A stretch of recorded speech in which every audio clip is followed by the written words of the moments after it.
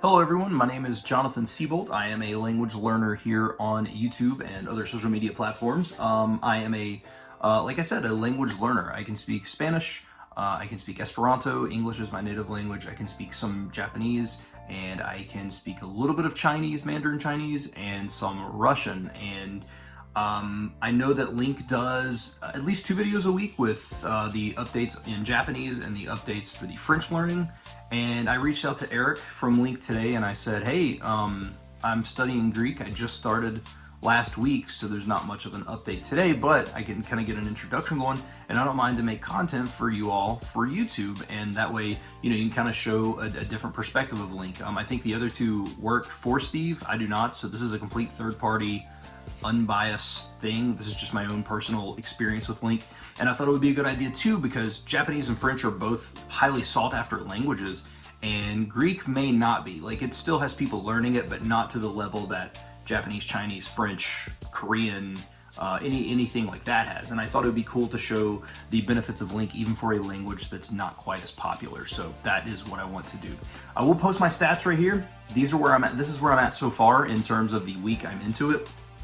And I'm kind of just getting into it. I didn't use LingQ as much as I would normally use this first week, and that's because I was just getting my resources kind of under my belt and figuring out my general plan for learning. And now that I've got that down, that's, from today I've already exceeded a lot of numbers that you saw there.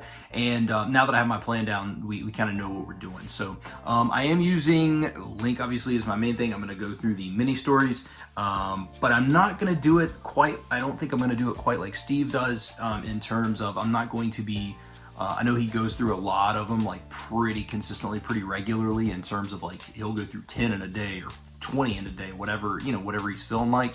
I think I'm going to take my time and go a little bit slower to make sure I'm really internally digesting it. And instead of, listening even maybe 2 times, 10 of them 2 times, I'll listen to 5 of them, 5 times or whatever. And I think that can help me a lot, but again, everybody's different in terms of learning.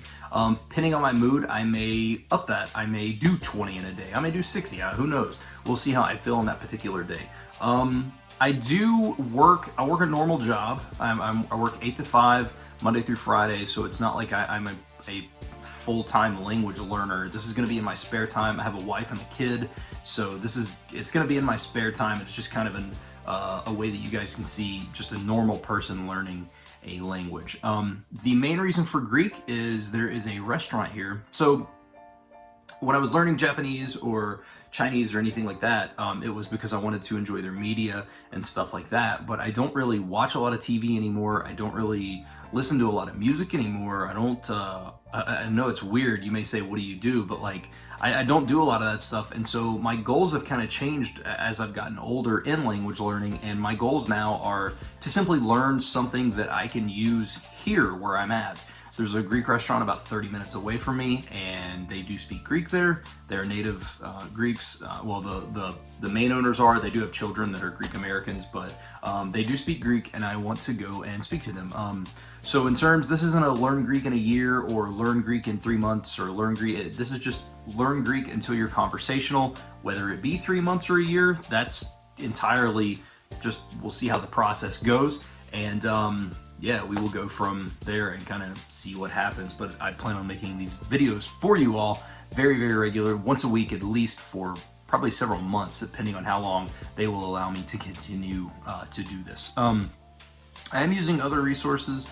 I am using GreekPod101.com, but that is basically specifically, they have dialogues in every lesson, and I'm ripping the dialogues from that and putting it into LingQ.